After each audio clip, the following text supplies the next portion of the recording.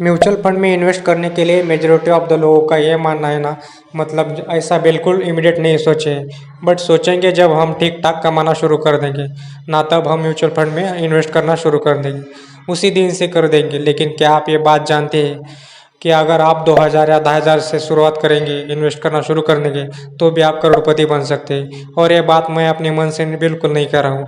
अगर आप इस SIP कैलकुलेटर को यहाँ पे देखेंगे, यहाँ पर मैंने सिर्फ 2500 पर मंथ की SIP शुरू करी है और ईयरली अपने इन्वेस्टमेंट को 10% से भी बढ़ाया, और इसमें मैंने जो रिटर्न है वो अज्यूम करी है कम से कम 12%, जो कि काफ़ी रियलिस्टिक है।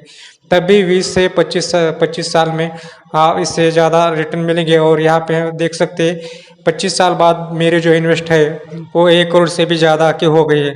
अगर आपके पास 500 पर मंथ अफोर्ड कर सकते हैं इन्वेस्ट करना, क्योंकि म्यूचुअल फंड में डाल देते हैं, अच्छा खासा पैसा बना सकते हैं। बट रियल क्वेश्चन है कि कितने म्यूचुअल फंड में हमें इन्वेस्ट करना चाहिए। अगर आप इंडस्ट्री एक्सपर्ट की बात सुनेंगे, अगर आप उनकी बात मानेंगे, तो ये एक जेनरिक व्यू उनका ये रहता है कि आप बहुत ज़्यादा फंड्स में इन्वेस्ट ना करें।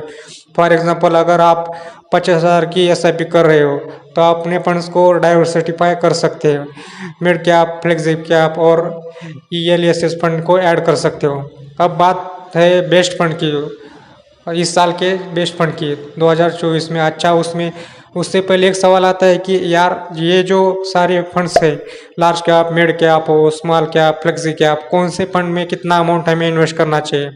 इस क्वेश्चन का आंसर है आपके रिस्क एंड आपके एज।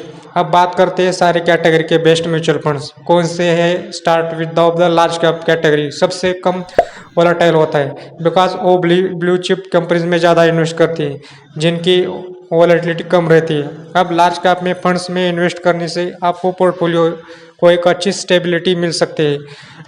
इसमें भी 2 टाइप के फंड्स होते हैं, एक्टिव एंड पैसिव एंड। अगर आप मुझे पूछोगे तो मैं पैसिव फंड में, यानी कि एक निफ्टी 50 इंडेक्स में फंड में इन्वेस्ट करना प्रेफर करूँगा।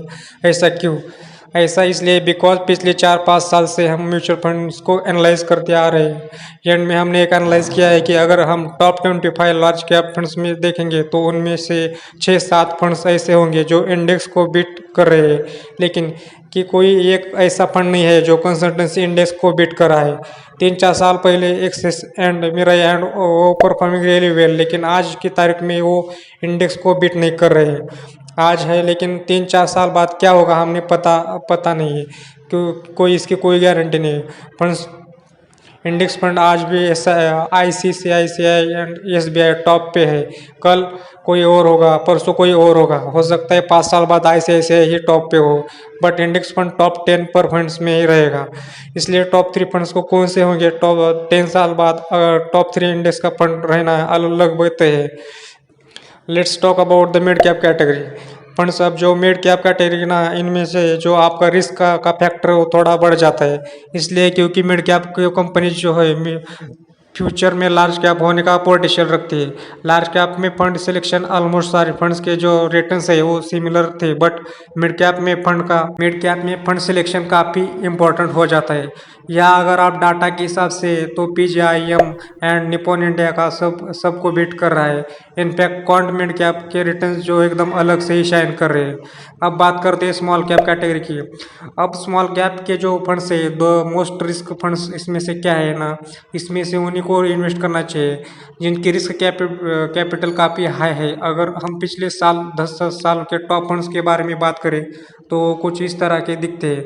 इनमें से quant mid cap and ICICI relatively थोड़ी से, जिनका AUM इज अराउंड 6500 CR बाकी है, बाकी सब का AUM is more than 10,000 CR।